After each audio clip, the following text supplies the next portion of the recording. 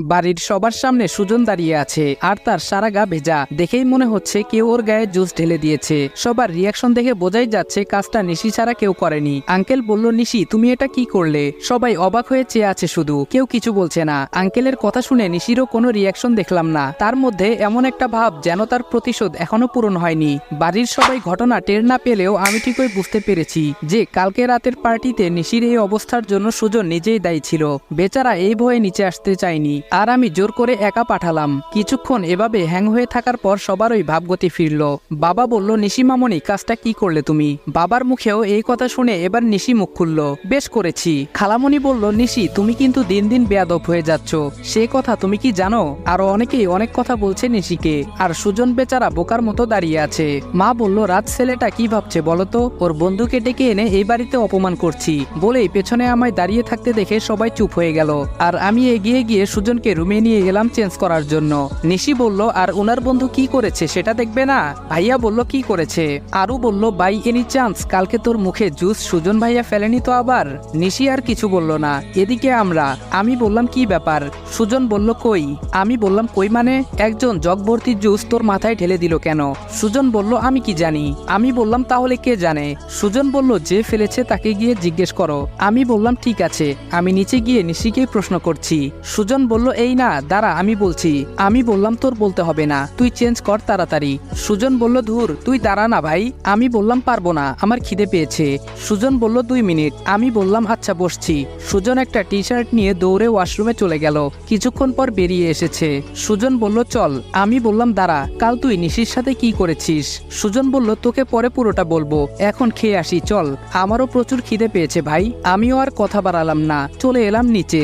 এসে দেখি ও মা কেউ খাওয়া শুরু করেনি, আমাদের জন্য ওয়েট করছে। আর ওরা 2 বোন দিব্যি খেয়ে নিচ্ছে। আমি বললাম, আপনারা খাবেন না? বাবা বলল, এসো এসো, তোমাদের জন্যই বসেছিলাম। সুজন বলল, আমাদের জন্য? এইটুকু বলেই বেচারার চোখ নিশির দিকে চলে যায়। সে কথা বলা বন্ধ করে দেয়। সবাই চলে যায় খাওয়ার টেবিলের দিকে। আমাদের খাওয়া অবস্থাতে দেখেই ইসি বেরিয়ে যায়। ওর যাওয়ার দিকে সবাই তাকিয়ে আবার খাওয়ার দিকে মন দেয়। আর সুজন আমাকে ইশারায় জিজ্ঞেস করে কোথায় যাচ্ছে।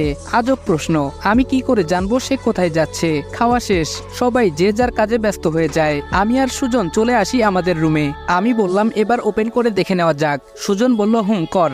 আমি বললাম, এটাই দান, হয় বাজিমাত আর না হয়। সুজন বলল, আরে ওপেন তো কর। আমি বললাম, করছি। পকেট থেকে পেন ড্রাইভটা বের করে কানেক্ট করে ল্যাপটপটা অন করলাম।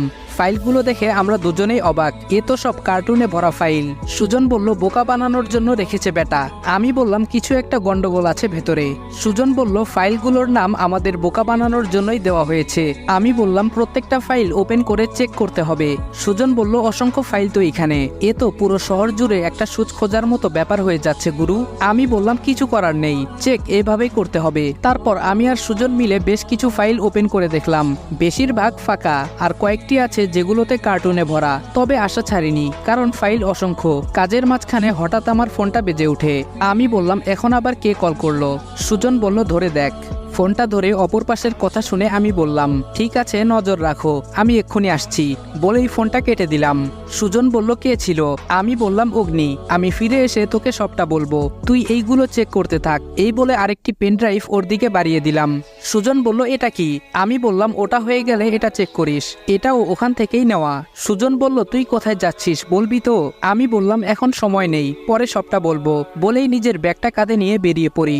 বাড়ি থেকে বেরিয়ে একটা জেন্টস পার্লারে ঢুকে নিজের পোশাক পরিবর্তন করে বেরিয়ে পড়ি ফোনে বলা লোকেশনের উদ্দেশ্যে। বেশ কিছুক্ষণ বাইক চালানোর পর গন্তব্যে পৌঁছে যাই। আর এখানেই দাঁড়িয়ে ছিল অগ্নি আর আয়াস।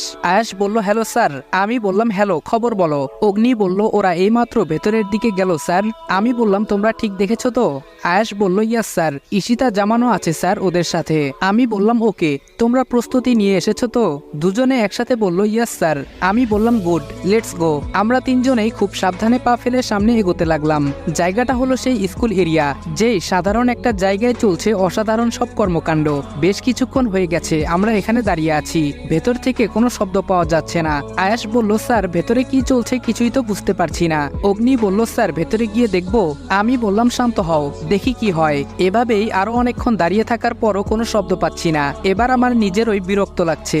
আমি বললাম, কি হচ্ছে বলো তো ভেতরে? কথাটা বলে আমি সোজা হয়ে দাঁড়াতেই ভেতর থেকে গোলাগুলির শব্দ পাই। আমি বললাম, ওহ নো, ঝামেলা হয়ে গেছে, তোমরা দুজন দুদিক দিয়ে এগিয়ে যাও, আর হ্যাঁ পুলিশের লোকগুলো দেখে শুট করো, কিন্তু আবার পুলিশ মেরে দিও না। আয়াস বলল, স্যার পুলিশ তো ছদ্মবেশী, চিনব কি করে? অগ্নি বলল, ওটা পরে ভাববো, এখন চল। ওরা দুজন দুদিকে চলে যায় আর আমিও সামনের দিকে এগোই। শুরু হয়ে যায় তুমুল লড়াই। উভয় পক্ষের লড়াইয়ের মধ্যে আমরা তৃতীয় পক্ষ ঢুকে পড়ায় বিব্রত হয়ে যায় উভয় দল। বেশ কিছুক্ষণ চলে এই গোলাগুলি, তারপর আর না পেরে পালিয়ে যায় যে কয়জন বেঁচে ছিল সে কয়জন, আর পুলিশরা রেড করে নেয় পুরো এরিয়া।